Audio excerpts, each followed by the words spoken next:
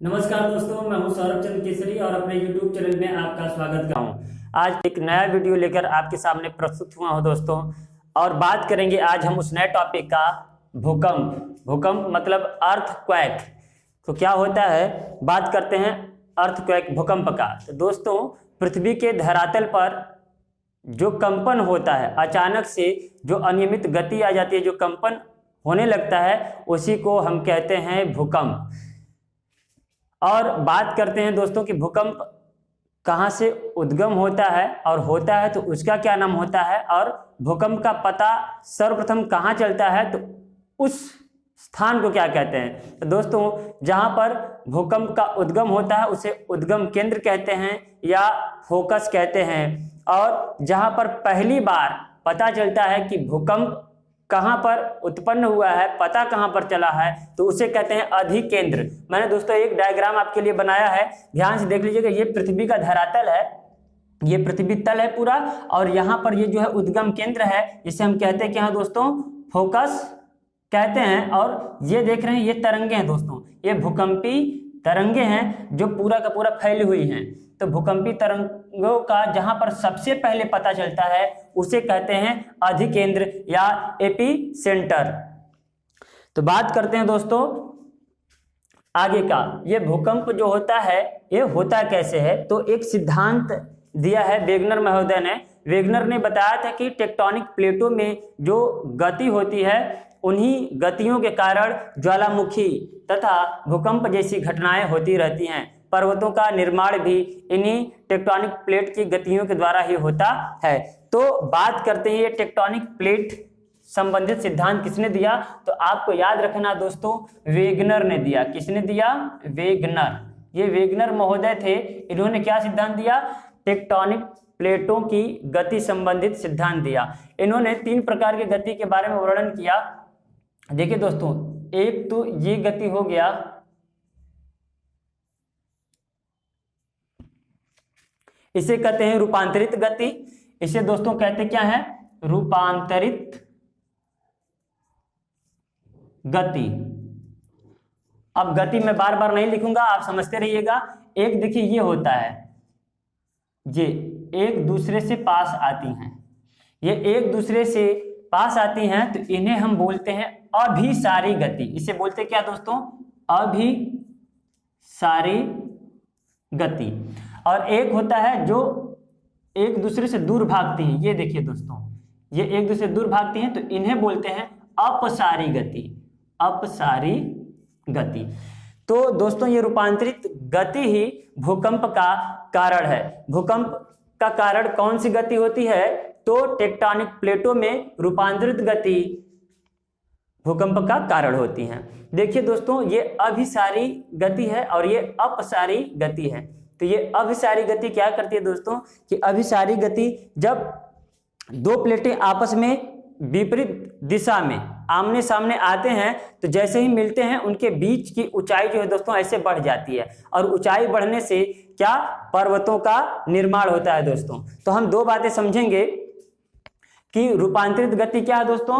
रूपांतरित गति से भूकंप आता है, तथा अभिसारी गति से दोस्तों पर्वतों का निर्माण होता है। अगर एग्जाम्पल दूं तो टाइम तो है नहीं, लंबा वीडियो नहीं लेना चाहते हैं दोस्तों, आप अपने से 2 पेपर लीजिएगा और पेपर के टुकड़े को आपस में क्या करिएगा, ऐसे गति करके सामने लाइएगा, और सामने से तब तक लाते जाइएगा जब तक कि मुड़ ना जाए। देखेंगे आप ऐसे मुड़ता जाएगा। और जो हिमालय जैसी पर्वत हैं, एंडीज जैसी पर्वतमाला हैं, वो सब इन्हीं अभिसारी गति का परिणाम है।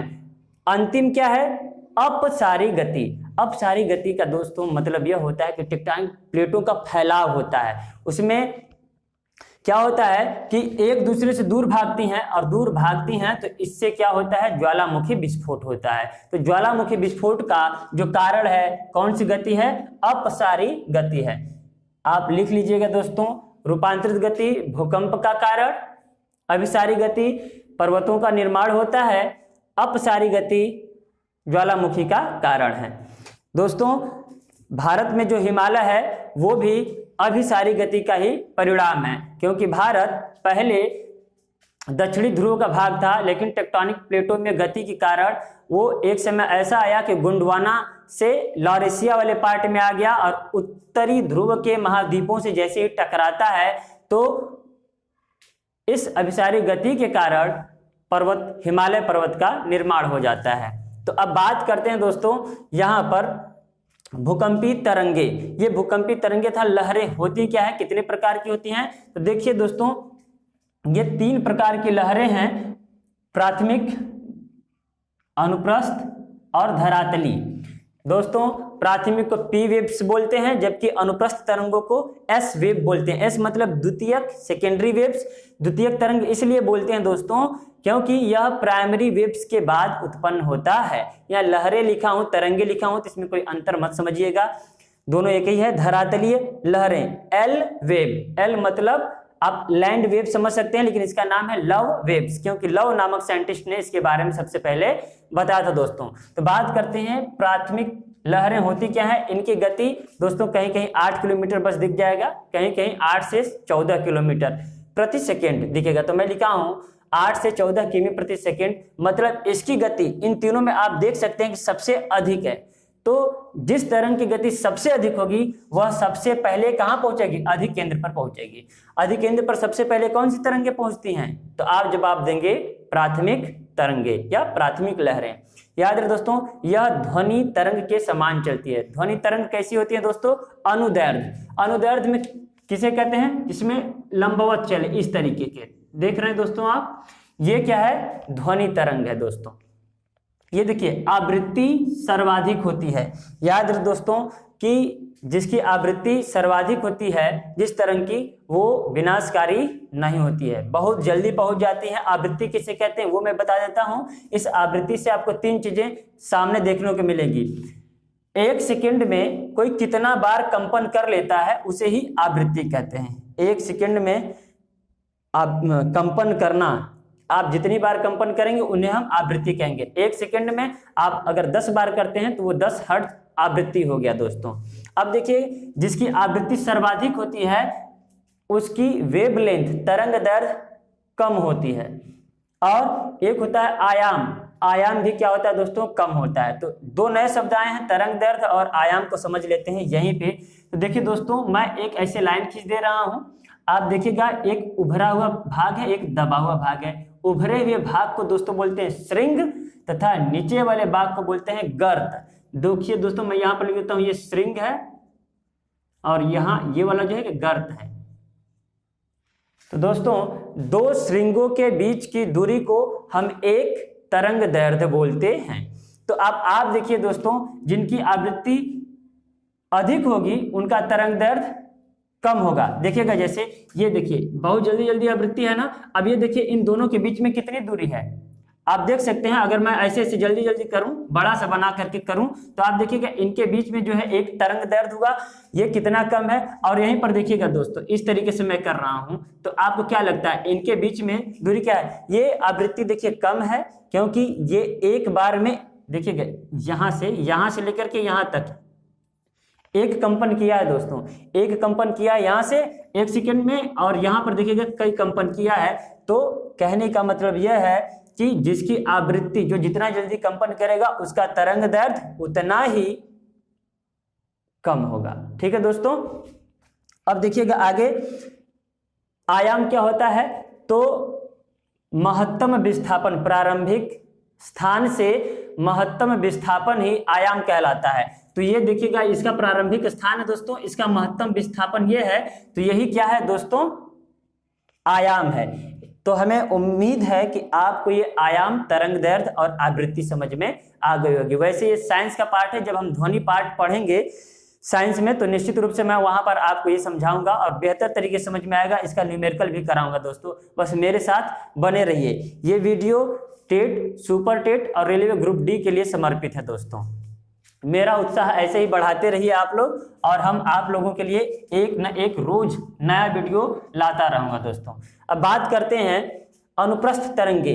याद रहे दोस्तों, प्राथमिक तरंगे ध्वनि तरंगों के समान होती हैं। ध्वनि तरंगे कैसी होती हैं? लंबवत होती हैं। अब दूसरा अनुप्रस्थ तरंगे, मतलब ये तरंगे प्रकाश तरंग के समान होती हैं, मतलब समानांतर चलती हैं। इस तरीके से चलती हैं दोस्तों, इस तरीके से, इसमें कोई लंबवत नहीं होता है।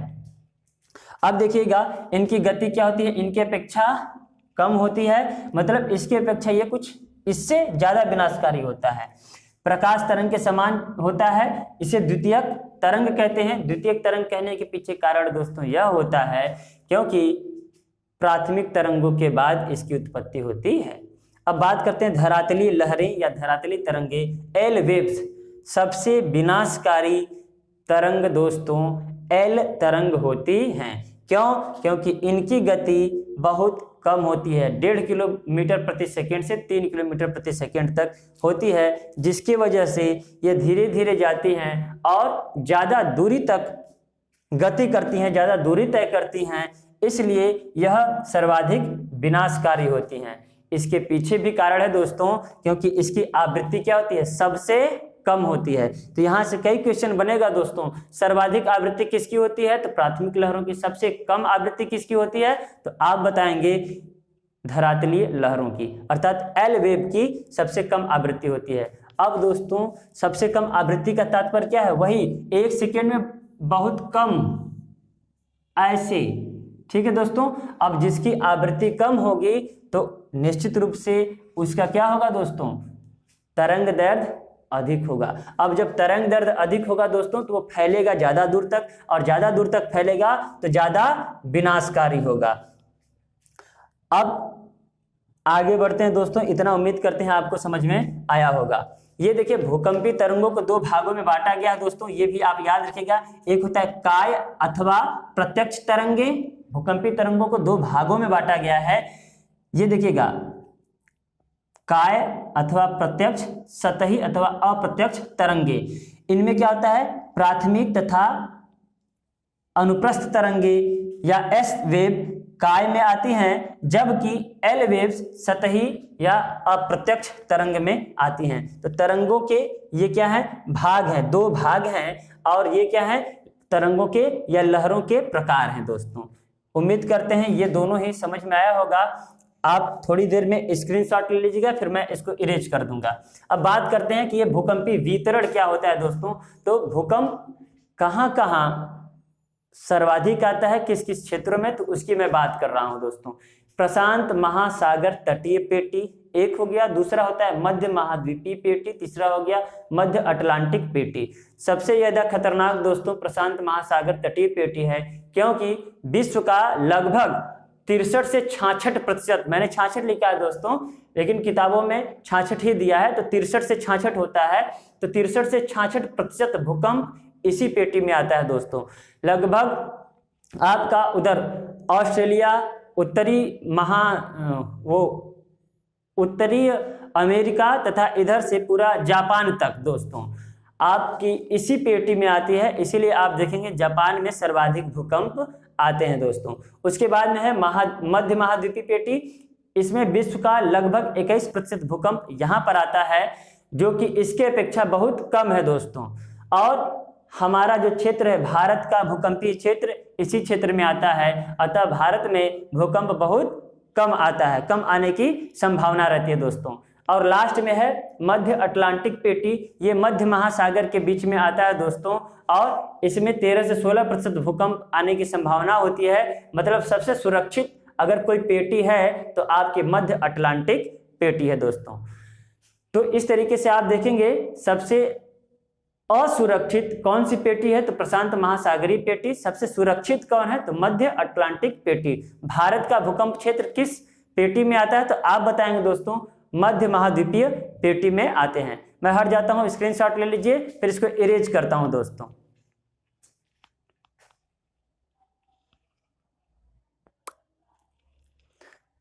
उम्मीद करते हैं आप स्क्रीनशॉट ले लिए होंगे। अब मैं इरेज करता हूं, नोट्स बनाते चलिएगा दोस्तों। मैं इसको इस तरीके से इरेज कर देता हूं। अब बात कर लेंगे कि भूकंप का अध्ययन जिस शाखा में की जाती है, भूगोल के या फिर विज्ञान के जिस शाखा में की जाती है उसे क्या कहते हैं, तो भूकंप विज्ञान कहते हैं या सिस्मोलॉजी कहते हैं। मतलब भूकंप के लिए कौन सा शब्द प्रयोग होता है दोस्तों, तो आप कहेंगे सिस्मोलॉजी। सिस्मोलॉजी मतलब भूकंप का अध्ययन किसके अंतर्गत होता है, सिस्मोलॉजी। इसमें क्या होता है दोस्तों, भूकंप का अध्ययन। ठीक है दोस्तों, भूकंप की तीव्रता किससे मापी जाती है? तो सभी को पता होगा, रिक्टर पैमाना। तो दोस्तों एक होता है सिस्मोग्राफ, एक होता है रिक्टर पैमाना। तो सिस्मोग्राफ से पता किया जाता है भूकंप, और रिक्टर पैमाना से मापा जाता है भूकंप की तीव्रता, कि कितनी तीव्रता होती है भूकंप में। दोस्तों बात करते हैं कि ये क्या रिक्टर पैमाना के अलावा भी कोई पैमाना आता है? तो एक होता है मर्केली पैमाना। तो पहले मर्केली पैमाना का उपयोग किया जाता था दोस्तों। मर्केली पैमाना क्या होता है, और दूसरा क्या होता है? रिक्टर पैमाना। रिक्टर पैमाना, आजकल रिक्टर पैमाना का ही प्रयोग होता है दोस्तों, जबकि मर्केली पैमाना का प्रयोग पहले होता था। और इससे हम भूकंप की तीव्रता नहीं माप सकते थे, बस एक अंदाजा लगाते थे। वो भी कैसे? कि जिस भूकंप से जितना ज्यादा विनाश हुआ है, जितना ज्यादा क्षति हुआ है, उसकी तीव्रता उसी से अंदाजा लगाते थे। तो ये क्या है दोस्तों? मर्केली पैमाना के आधार पर करते थे। मर्केली पैमाना किस पर आधारित है? भूकंप से होने वाले विनाश पर आधारित है। जबकि रिक्टर पैमाना से हमें पूरी तरीके से पता चल जाता है दोस्तों कि भूकंप की तीव्रता कितनी है। तो उम्मीद करते हैं ये दोनों भी बातें समझ में आ गई होगी। क्वेश्चन आता है कि रिक्टर पैमाना का प्रयोग कहाँ होता है? भूकंप की तीव्रता नापने में। ये देखिए दोस्तों, भूकंप की तीव्रता मापने में आपको ये याद होनी चाहिए दोस्तों। वीडियो को ज़्यादा लंबा हमें करना नहीं है दोस्तों, क्योंकि अभी व्यवस्था है नहीं हमारे पास उतना। फिर भी हम पूरी कोशिश करेंगे कि एग्जाम का जो क्वेश्चन है, जो हम लोगों का लेवल है एग्जाम का, वो आपसे छूटे ना। दोस्तों एक बात है कि सुनामी आती है। सुनामी क्या होती है दोस्तों? तो आपको पता होगा कि सुनामी समुद्रीय लहरों में आती है, समुद्र के अंदर आती है। समुद्र में अचानक से जो गति आती है, अनियमित गति, वो क्या होता है दोस्तों? वही सुनामी होती है। और इसकी जो गति है 100 से 150 किमी प्रति घंटा के हिसाब से होती है। और ये लगभग सतह पर आते आते या तट पर आते आते समाप्त हो जाती हैं। परंतु अगर समाप्त नहीं होती हैं तो बहुत ज्यादा क्षति तटीय देश, तटीय शहर या तटीय गांव को पहुंचाती हैं। तो उम्मीद करते हैं आपको यह सेशन अच्छा लगा होगा दोस्तों, और अच्छा लगा है तो मेरे चैनल को सब्सक्राइब कीजिए और अपने दोस्तों तक इसको शेयर कीजिए दोस्तों। मिलते हैं नेक्स्ट वीडियो में।